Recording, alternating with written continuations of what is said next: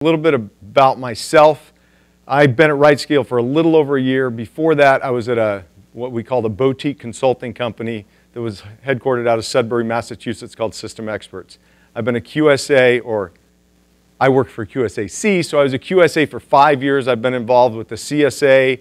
I was involved in a lot of the PCI stuff, the virtualization SIG, the scoping SIG. I'm on the cloud SIG for PCI right now because we're a participating organization, so I kind of snuck in that way. So I've done a lot of 27002 compliance. I was a 27001 lead auditor. So I've spent a lifetime in compliance, and now one of the reasons I came to RightScale is because times are changing, right? We've all done this. So this is really kind of some of my thoughts on this. HIPAA, I just kind of threw this up there as, we're all dealing with this. With this, there's a bunch of stuff out there. The mass privacy law, there are some things out that are kind of interesting, like Nevada actually has SB, I think it's like 1297 or something, where they actually codified the PCI, where if you take credit cards and you're in Nevada, you legally have to follow PCI. If you don't, now a customer could actually sue you so it's just an interesting, times are changing, right? We're in a world of transition. Consumerization of laptop, I like the Dilbert. My only hope for productivity, right, is to get this. So things are kind of changing, right? I mean, everybody saw the Arab summer. Things are they're changing where we're at, right? The problem is, right, it affects us, but compliance standards don't catch up. Right now, and that's where the big problem is right now. Oh, we've got cloud, there's this great technology. You got an auditor that walks in and it's like, oh, well, show me your server. It's not here, it's in Amazon, it's somewhere else. How do you convey that? How do you kind of walk through that? So it's a world we live in. I like this one, the PCI, 1.1.3 talks about an internal network zone. Well, how do you, what does that look like in a cloud stack cloud, in a private cloud? What does that do? How do we kind of walk down that path? Well, to me, there's a lot of fear, uncertainty, and doubt with regards to what you have to do to meet them. So I was actually had a customer, a potential customer, come up to me today and said, okay, you can't do PCI in a public cloud. I need my own private cloud. And I said, categorically untrue. You can do PCI in a public cloud. There's some limitations. It happens to be Amazon right now is the only one that you can do it, but it's not there. And so there's this whole, oh, you have to do this, and the reality is that you don't. And what this session is about is really, my 15 some odd years as a practitioner and what it really means. What do we have to do? When I look at it, we are a cloud company. We provide a SaaS service. Everything we use is SaaS-based. We have a couple of servers, but everything we do from a company standpoint, and I'm also responsible for corporate security, it's SaaS-based compliance. So I have to walk through this. I have a PCI compliant implementation in Amazon today. So I know it can be done, right? And these are the type of things. So what Amazon does is Amazon went through and they got a level 1 PCI. So they have done, my QSA, we happen to be smaller, so I can do a self-assessment, but up to the VM, right, up to the hypervisor, Amazon says we protect it, we do all this, and they, I think it was IOActive came in and validated it as their QSA. So we're kind of good to go. So we'll identify, kind of standards, what I perceive, and again, from my experience, what they want, right? And then how you can use RightScale to actually meet those requirements. So this is kind of the side note. If you're shooting for a letter of the law or intent of the law, you really need to know what you want. Because sometimes this is what you want. You don't have an option. It's like, thou shalt. You got to do it. And then sometimes it's like, well, what do you want to do? And kind of a PCI, SAS 70, right? SSAE 16, in a sense. So we'll talk about that. And so this is my little, and away we go if you've seen the Joker. And sometimes I feel like that guy is the security dude. So the number one, as far as I'm concerned, from what I've seen, the number one want in any compliance, right, is governance. They want everything to be verifiable and repeatable in what you do. You have to have some mechanism to do that, right? They want you to have identified business drivers and know what you want to accomplish. There's got to be a business reason for why you're doing something. that you've taken the time, and this is where most people fall short, to document what you want to do. Again, we'll step back out of my RightScale into my consulting hat. You'd go in, and it's like, you guys are doing a great job. Problem is, you don't say what you're going to do, and you don't have it documented. It's not in a wiki page. It's not anywhere. So you have to document it, and then at some point, the reason all this happens, and the Plan, Do, Check Act of ISO 27001, all of that, is so it's repeatable. So they know that you're not getting lucky. That ideally, and we all know that it doesn't mean that it's perfect, but it's repeatable and you can go there. Right? The other thing is you have evidence that says what you do. The interesting part, when I was doing some ISO 27001 things, it's like, well, what is evidence? And the teacher said, it's whatever you want it to be. Evidence can be email. If you say, oh, email is my evidence, and you've got the chain of record, and it's there, it's typically good enough. So having those are important, having the governance. So this is I thought this is really not the greatest way to lead off. So it's like, how can RightScale help you do this? It's your governance structure. We can't. I mean, I'm here. I'm like a resource at RightScale. I talk to people about this because I have experience. But the reality is this is your program, right? You have to have them. You know, we've got security policies. I'll share them. You know, those type of things. I've written a ton of them. But for the most part, this is up to you. RightScale can't help you in that governance part with those policies and those things. It really becomes, it's your deal, and you have to do it right. So now, I'll get some of the RightScale. So number 2, they want you to build it right. You can't just go out there and throw something together and say, oh, it's going to work, and I'm going to do this. Part of governance, the whole compliance thing, is what do? You look at PCI. Do you have firewalls? Are you encrypting your cardholder data? HIPAA. Are you protecting it? They want it designed right. So build it and design it right. It is entirely possible, right, to architect something that is not securable. I remember I could not find the graphic. I spent like 20 minutes and wasn't there. But I remember this picture of this house that had all these bolts and all this stuff on the front door and everything, and it was all, and then like they showed the back door, right, and there's like a little screen door with a little latch on it. And it's like, you know, you built something, you designed something, and it's just not securable. So you can do this. Somebody asked me today, they said, you know, I'm looking at this cloud thing. How do I go about it? How do I do it right? And my answer, having been at RightScale for a year, is how, number 2, engage RightScale professional services. Because guys like Brian, right, they are as good as it gets. I used to do penetration testing. I still do a lot of our testing, right? I've done a lot of stuff. I've spoken at Black Hat type things. And there was a company that does, we were a Rails-based shop, just a little kind of sidetrack. They are the best, probably the best on the planet at breaking Rails app. They're as good as it gets. So I use them to test us. When you're talking about cloud and wanting to design it right, our professional services are as good as it gets. You will not find anybody any better. So that's how RightScale, we've got that. We've got the people that have done it and not done it in school and written drawings and done that, right? We've got deployed applications running out there on thousands of hosts. So how, number 2, you know, design it, use RightScale. There's a support portal. Somebody mentioned this to me today. It's like, how do you guys have so many videos on your support portal? On almost from doing everything. Webinars, white papers are there. Again, if you don't want to, you know, engage professional services, go there, find out, see what it takes. Right? So those are the 2 ways at RightScale, right? The resources we give you to help design it and architect it right. Then number 3, when it comes to compliance, right? They want you to deploy it. So now you've got this architecture. You've kind of designed something that seems like it's securable. You know that it's been done right. You're using the right certificates. You know, you're using the right type of either TLS or SSL. You understand the way it's architected. Maybe you're using Cloud Bridge if you're, you know, spanning clouds, whatever it is. Now, this is where most people, right, fall down. It's to deploy it securely. It's like, what it's going to come down to is an oops, crud, right? We forgot the password on that. It's the deploy it part. And then, right, this is where RightScale, outside of our professional services, guys, I know, hey, I get it sometimes, so I'm going to point at you. All right, how, number 3, right, leverage multi-cloud images, server templates, RightScripts, and chef templates. And it really is about being able to deploy these things over and over in the same configuration. right? It's there. It's like, oh, look, click the button, it's deployed the same way.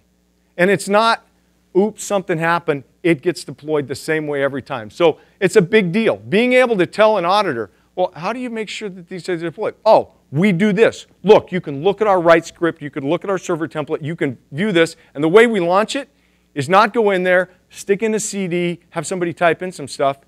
It happens. It's automated. So again, from that standpoint, it's easier. The auditor comes in and says, oh,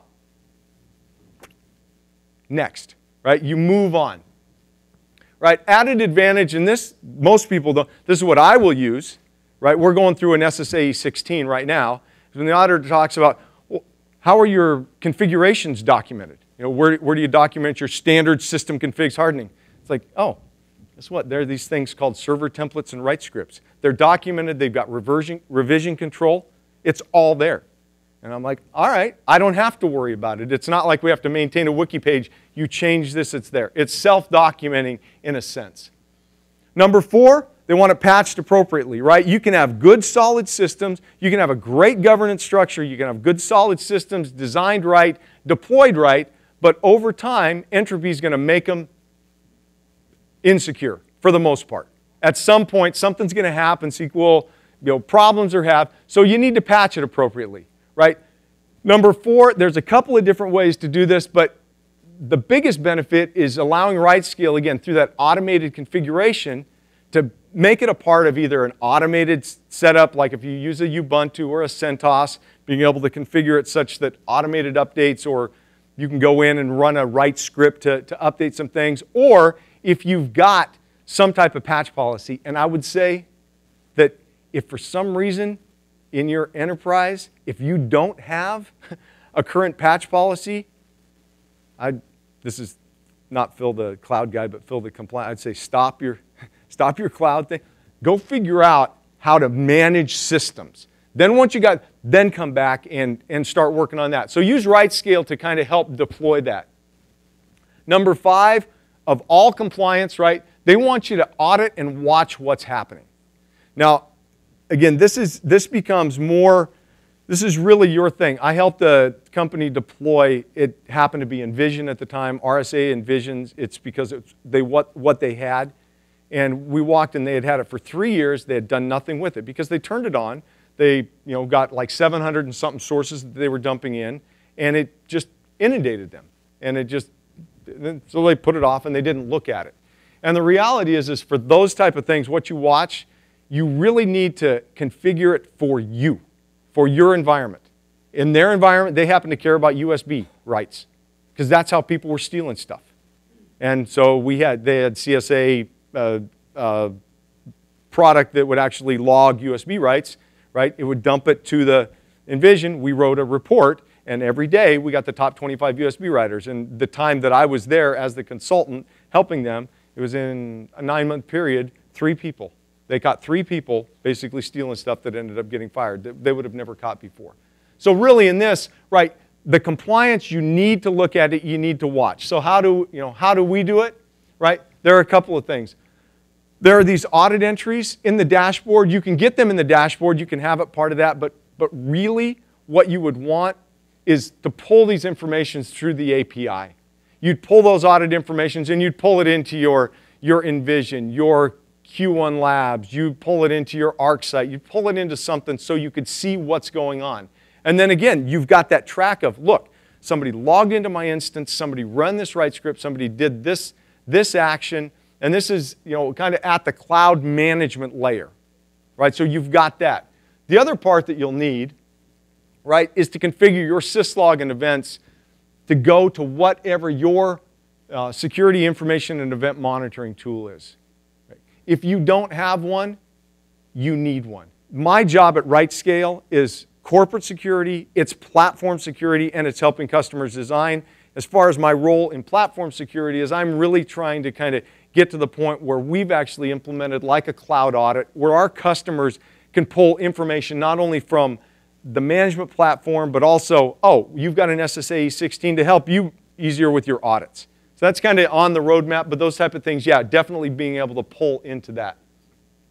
So you've got that, you've got it pulled in. Number 6, right, proactive vulnerability management. And this is, you could argue that if you design it right and you're patching it well and you're watching it, right, do you really need this? Well, remember we get back to compliance, the answer is yes. Right? All compliances are going to want you to do this at some level, and there's a boatload of ways to actually do it.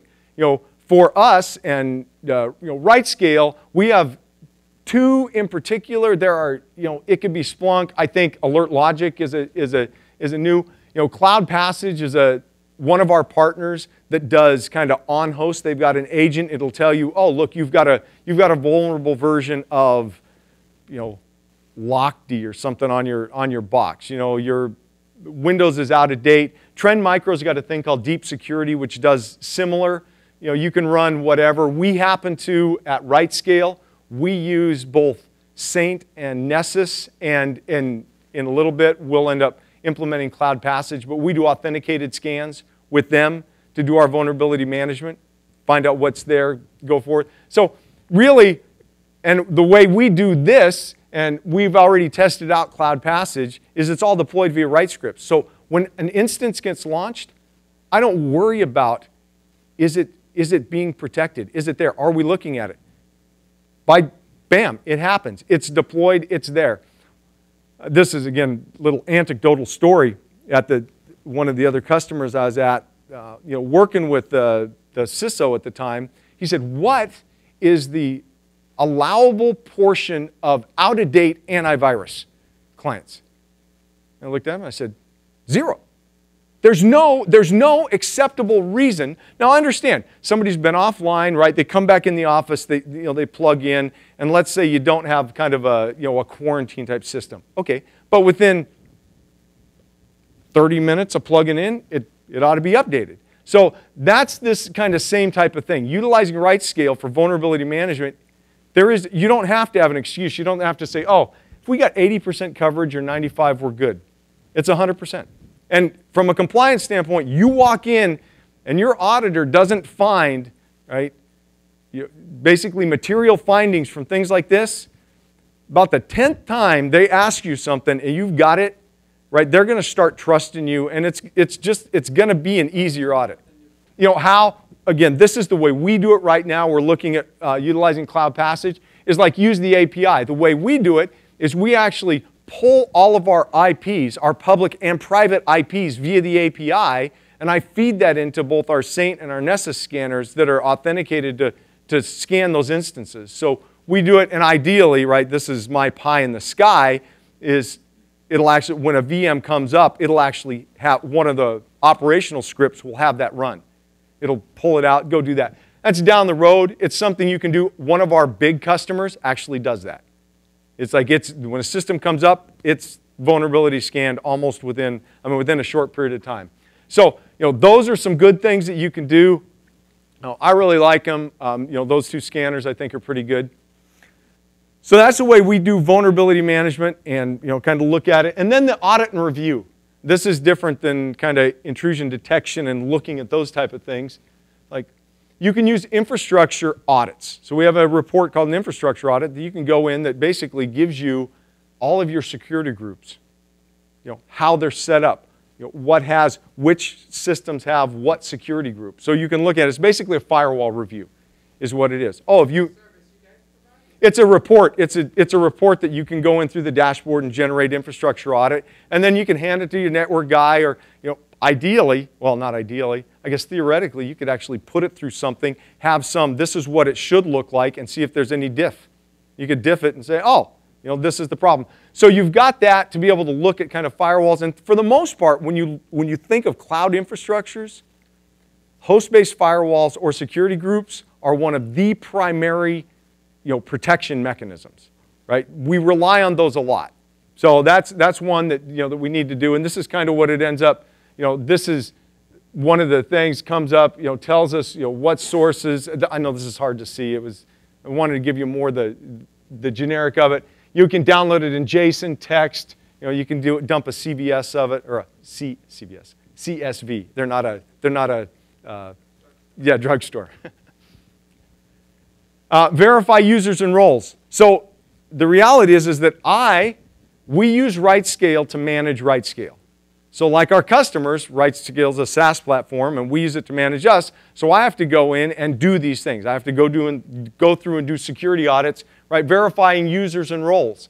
So it's easy for me. So I can pull things up, and I've got the list of users on these things. It tells me what roles they are. I can go through, and again, this is all, you can all get it through the API as well.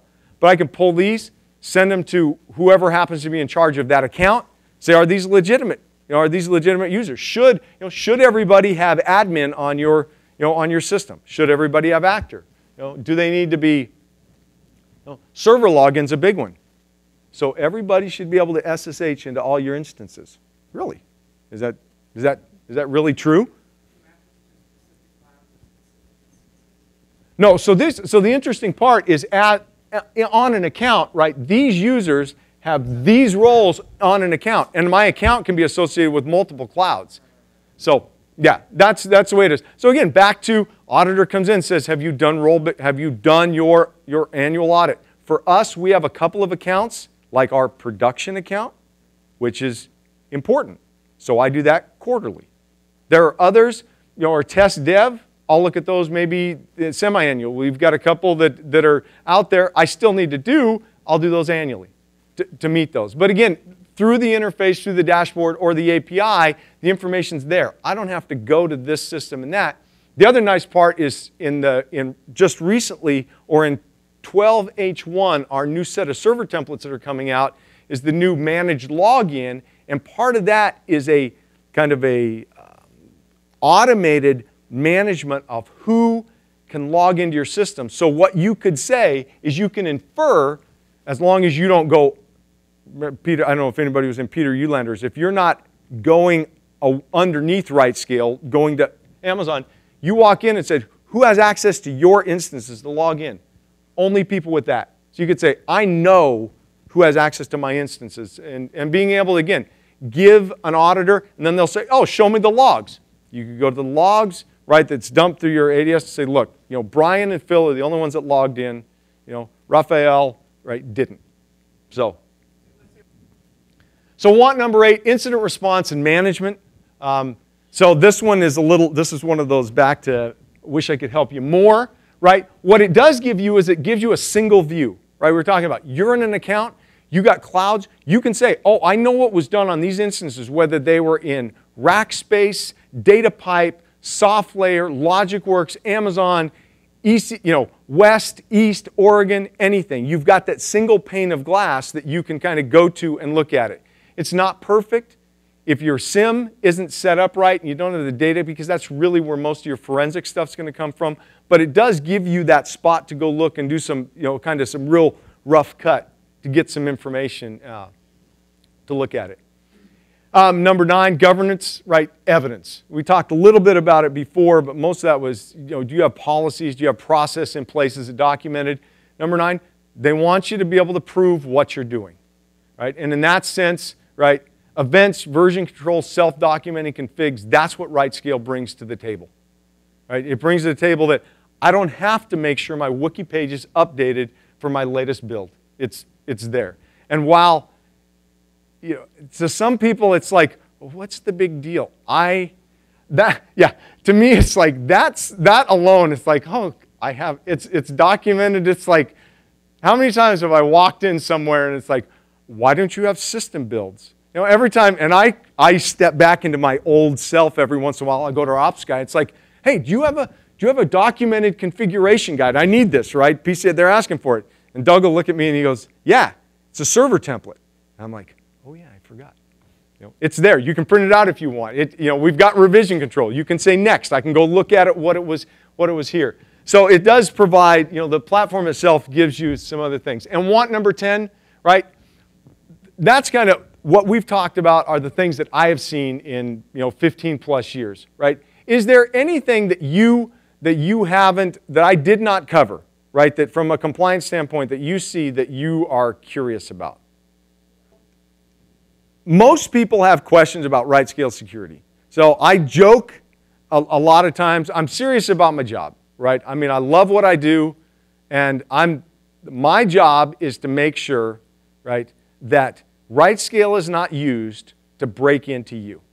Because in reality, that's all you care about from RightScale standpoint. Just truthfully, if I was a customer, it's like, I just want to make sure somebody can't leverage you to either bring me down or break into me. Right? So people ask me, what about RightScale Security? Why should I trust you? Why should I give you my cloud creds? You know, what's there? And so this, I put together a security questionnaire response, which was the probably 85% of all the questions we've got that were, from RFQs and everything, security departments. This thing is available, right, for any potential customer. Talk to a sales guy. I've made it available. It answers stuff. You want to know how we encrypt our data in our database? It's there. You want to know what we do for patching? It's all in there. What processes? So that's a place. If you've got questions about our security, I'm not shy, right? There's some, I don't want you to go share it with our competitors because I think we do good. But for the most part, ask away. I'll be honest with you. So that's the place to start. Well, it's the place to start, and the next person is me. You can ask me any question. If you ever have a security question, a RightScale security question, you can send email to the security guy at rightscale.com. That goes to me, right? So it's there, and I'm pretty good. I will not answer email next week because I am going to be on vacation with my wife in Hawaii, and I've already been told it's like, don't bring a computer. I'm not good at that, so I'm going to. So real quick case study, CareCloud and HIPAA. And this has been one of them. I talked to them. So this is, what would the word be? Truth in advertising. Right? This is, come clean, whatever you want to call it. I talk to people. You hear about people doing HIPAA in the cloud. Let's say you're doing HIPAA. Are you doing HIPAA in the cloud? Tell me about this. I'm excited. Well, we've got our web servers and our load balancer in the cloud. Where's the data? Oh, we've got it in Equinix back in our, we got it in our back-end database. Oh, so what you're telling me is you're really not doing HIPAA in the cloud. I mean, you are at some level, but you're not. The data, what you care about, it's not stored there. So I don't know of anyone that's doing it. I'm betting that in the next year or two, right, things are going to change quite a bit because there's a lot of people out here that are hungry, wanting to do things, and they'll be willing to sign in a business associate agreement, or something like that. So in that, right there, so there's this need. I don't know of anybody doing it. I know it's technically it's doable. So I'm asking everybody it's like, why? Right? Keywords and tricky phrases, right? Currently. So our conversation, customers' needs. They have a customer who says, right, we need that data in the cloud. And I think it was mostly for like a CDN type thing, basically that they needed to have it local. I don't know all of the details on it, but the gist was, while it's sitting in our data center now, we can't keep it there. What we have, our architecture is such that we are going to have to move it to the cloud in a fairly reasonable time frame. So my question to them is, all right, what's the trick? Right? What is it? And they validated, right? Because again, coming where I come from, I don't see any problems. And there's no trick, right? It's just a matter, it's a proper design, it's proper, contractual agreements, those type of things. PCI, you can do it in the cloud. You can do it in a public cloud. You can do it in Amazon because they've got the hardware to do that. So compliance, right? The kind of punchline is that I know of no compliance requirements. Caveat emptor, right? Maybe ITAR, right? There are some things, ITAR, International Traffic in Arms Regulation. There are some things, right? So I was on ballistic nuclear submarines for 6 years, right? There are some things that don't belong in the cloud. That's just the way it is. 98% of the data and stuff that's out there can be in there fine. There are other things. I do not want our launch codes in the cloud. I don't want them. I don't. It's just one of those things. I don't care who you are. I don't care how secure it is, right? I'll stand up. So there are some things there. It's not really, it's not a trick. It's a matter of just understanding it and understanding the technology and implementing it right. And I think as people get more and more understanding, we'll be able to walk down that path. So punchline, you can do HIPAA in the cloud. You just need to design it, right, and operate it correctly. And part of that, the governance, is contractual mandates. The mass privacy law says, oh, if you have resident, this is one of those things, I hate to say it. Let's say that you've got a mass privacy law issue, right? I would say, design it right, have your keys, and then what you do is use RightScale to deploy it so the data in your database is encrypted. And when you go, however you end up architecting it, again, you don't have to use RightScale to use the cloud. You go out and do that. RightScale is going to just help you, that repeatability part, to make sure that's it. So really, we can't do anything for you. I mean, our professional services can help you design it, figure out how to encrypt things, what do you do? But for the most part, it is on you. But it's using RightScale to make sure that the mistakes don't happen. The database doesn't end up getting encrypted. It's not there, whatever that happens to be. Yeah, the mass privacy law was interesting. Last user conference I was at, which was my first one that I was at, I was talking to somebody who dealt with education stuff. We were talking, and they're like, yeah, we're good. We don't have any problem. I said, hey, you got Massachusetts resident stuff? And he's like, yeah. I'm like, because they weren't storing credit cards. It was like, okay, we're good. I'm like, hey, mass privacy law, you got to watch it. And he's like, really? Looked at it.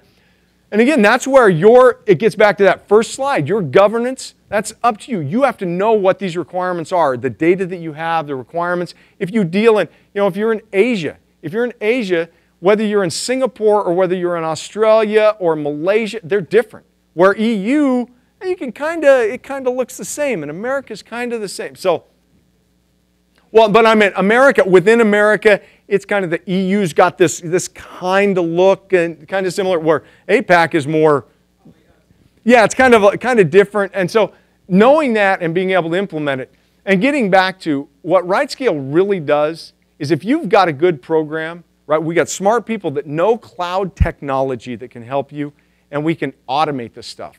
And that really is the punchline of it. That you don't have to do it over and over. We can help you with that.